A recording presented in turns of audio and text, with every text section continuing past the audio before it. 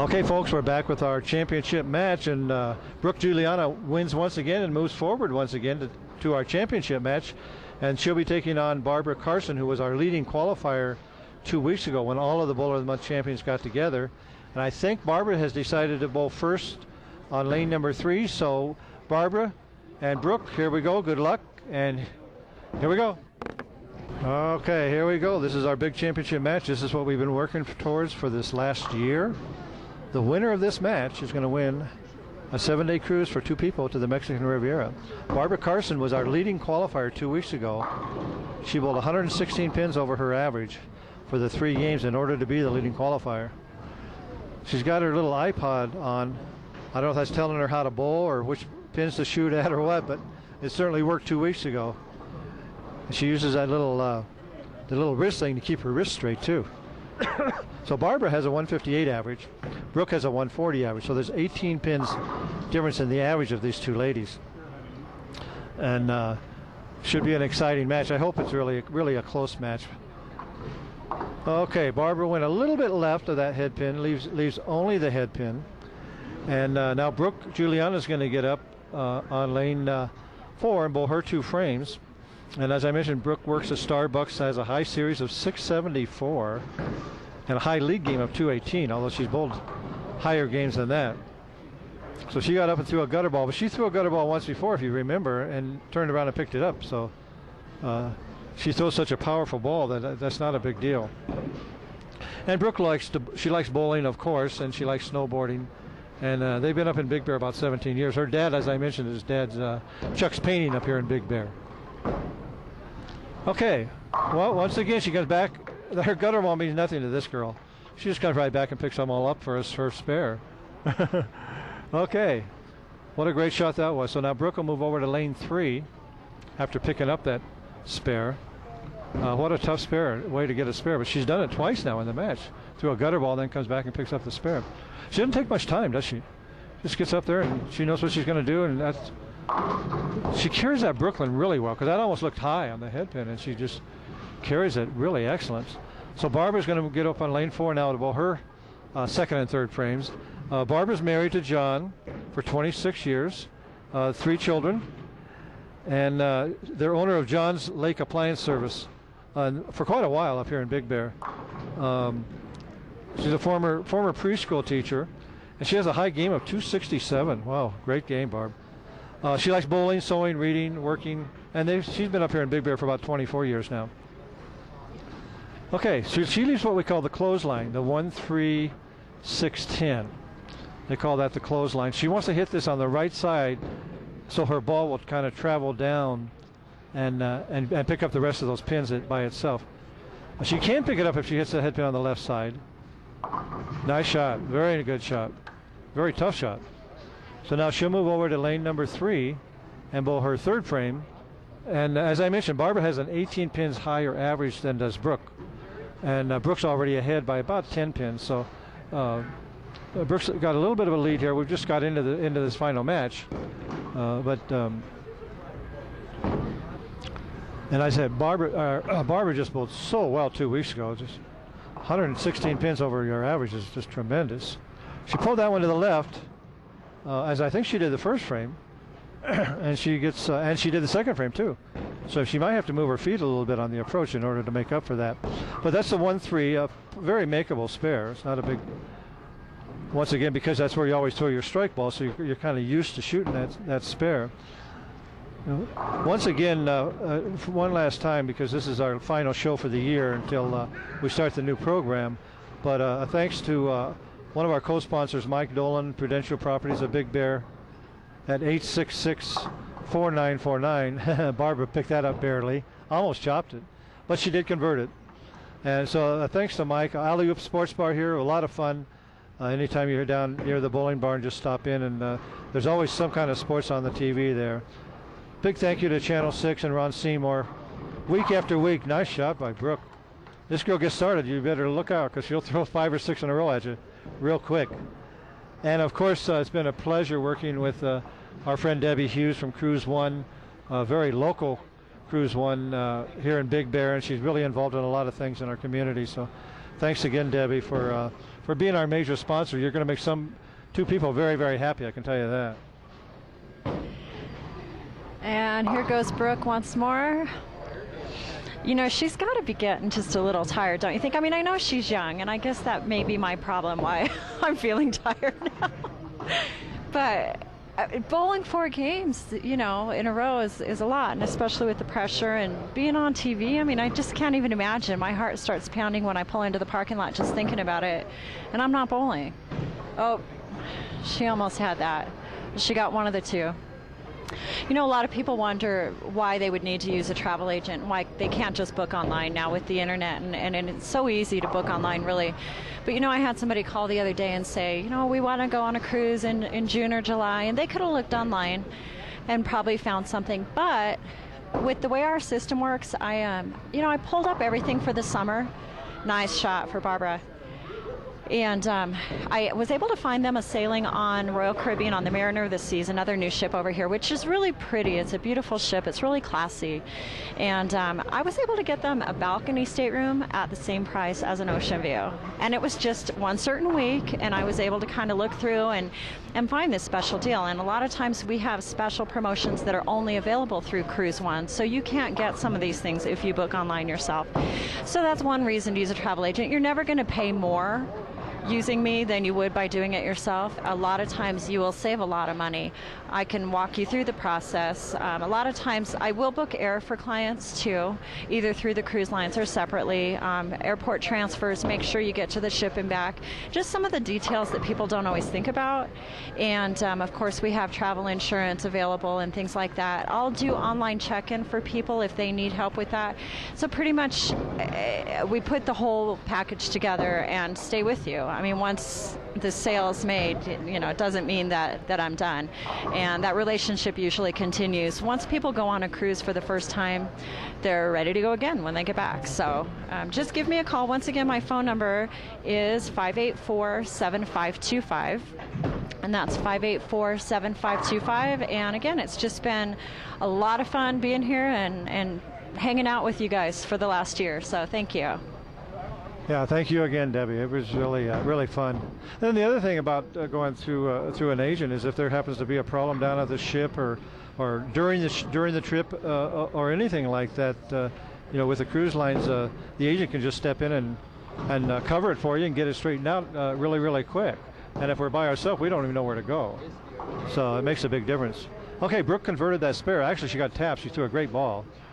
So she converted that spare, and we're heading into the 6th frame here. So we're about halfway done through our big championship match here now. Brooke doesn't take very much time. She just gets up there and throws that ball. There's a Brooklyn. Yeah, she used a lot of Brooklyn strikes. She throws that power ball. And with Brooke, by getting a strike, it saves her having an open, so she doesn't have to shoot the spare even. So that makes a big deal. So Brooke is a little bit ahead right now. She's ahead in the match scratch, and plus she has another 18 pins difference in the averages. So she's 20-some pins ahead right now. So see how Barbara's bowling pretty well. She came right back after her first frame. Oh, she got a break there. Right on the nose. She got that 7-pin out of there.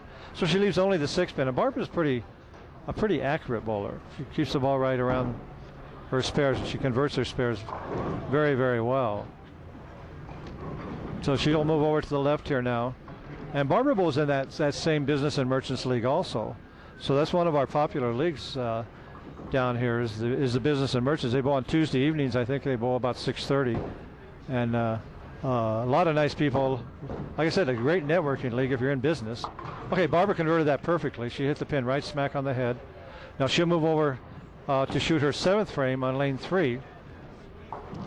And we got 7, 8, 9, and 10 to go, and Barbara's down maybe about 20-some pins right now, which is really only one frame swing if somebody marks and somebody opens.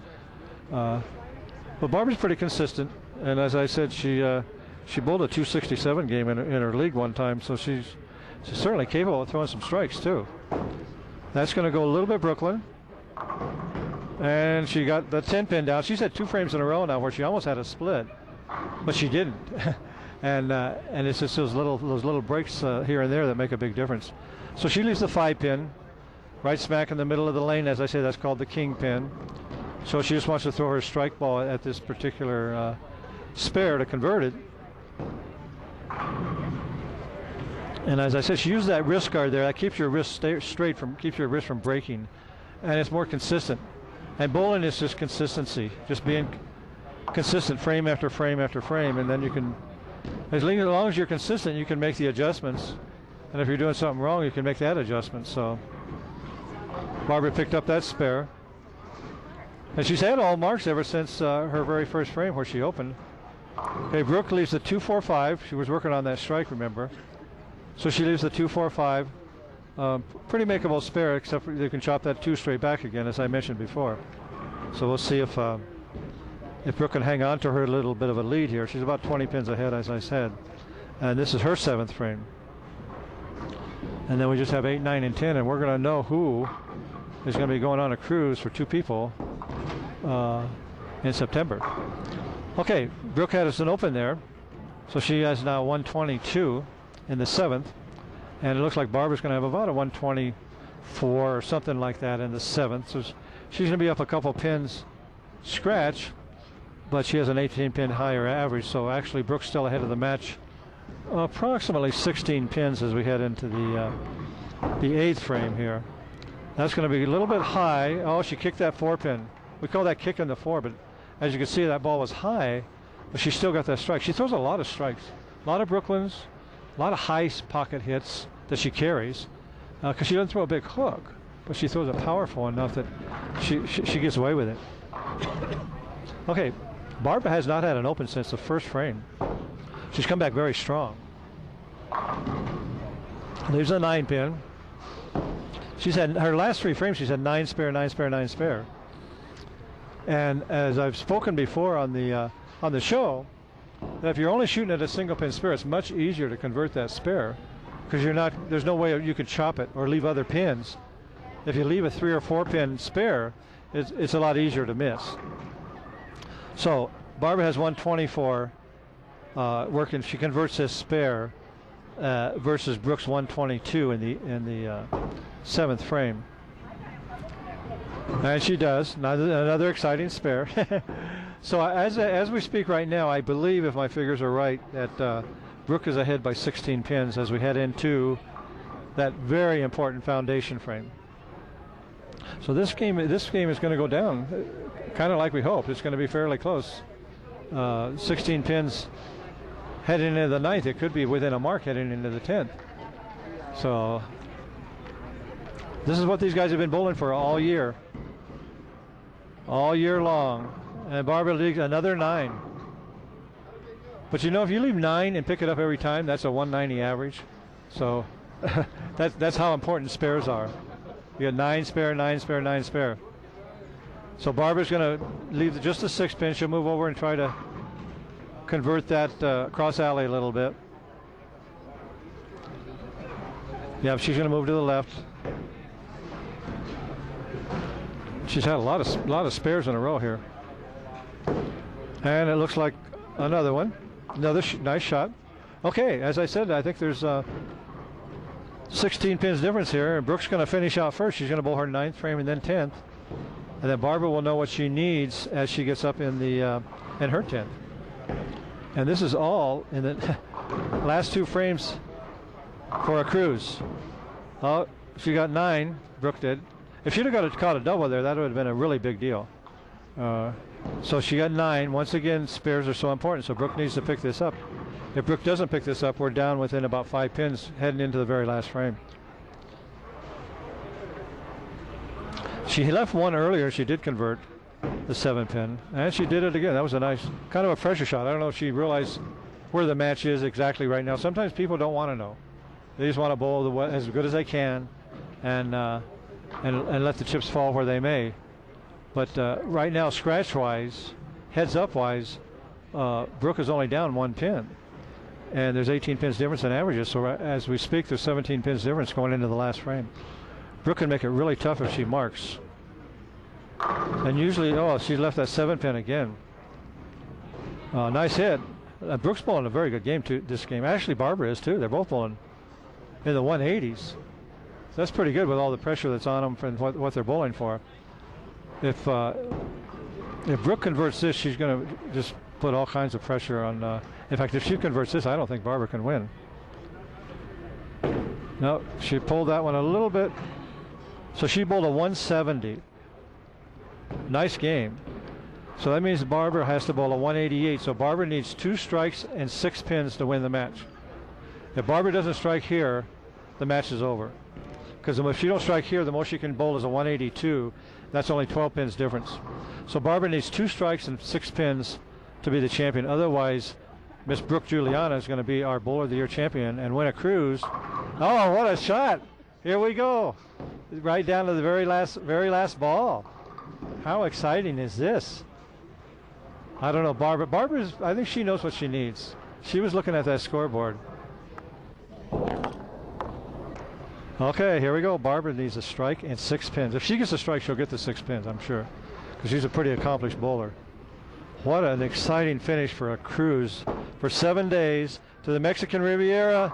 And what a shot! Oh my God! She threw that ball perfect. I think she knows what she needed to. She's going to bowl a 183 game, 13 pins, so there's going to be a difference of 5 pins between the two bowlers here. Unbelievable. What a great shot, Barbara. Barbara came right back in that 10th frame and threw a strike and then threw it right in the pocket, leaving a solid 10. What a finish. Unbelievable. This is what they bowled for all year long. This is really, really deserving of both bowlers. Okay, we'll be right back with our runner-up and our champion in just a second. Okay, we're back with our runner-up, Barbara Carson. Congratulations, that was an exciting match you put on. You bowled well, too. You bowled a good game. Yeah. But you needed that second strike in the 10th and then just 6 pins. So, well, we have something for you. Everybody gets something, and thanks for trying and being one of our champions. And we're going to have a new format next time, and hopefully we see you again. Okay. Okay, thank you. See you there. Okay, we'll be back with our champion, Brooke Juliana, in just a second. Okay, we're back with our champion. We've been working for this all year long. Brooke Juliana is our 2009 Bowling Barn Cruise 1 Bowler of the Month champion, and she really deserved it. She bowled really well this evening, and we have a few things for you, Brooke, and congratulations. Bill has a beautiful trophy that I'll engrave for you, and we'll get that to you. Congratulations for that. Everybody received something, so I think Debbie has your cruise. For you. That is for you. Congratulations. You get to go on this cruise, and we'll work together on getting it set up for you. All right, thank you. Brooke, did you have a lot of fun? Yeah. Were you nervous at all? Yeah. Were you? The whole time. You didn't look at him. You threw strike not after at all. strike after strike. You just bowled No, well. I was freaking out. So now, are you going to take your brother on? Never mind. Maybe. You don't have to answer that on TV. But anyway, congratulations again. It's great having you as a champion. And we're going to get a few pictures here. And great for you. Good. Okay, that concludes our 2009 Cruise 1 Bowler of the Month Championship. And we want to thank Debbie Hughes and Cruise 1 once again for being our major sponsor. And congratulations to Brooke for being our champion. And we'll see you next year when we restart our Bowler of the Month program.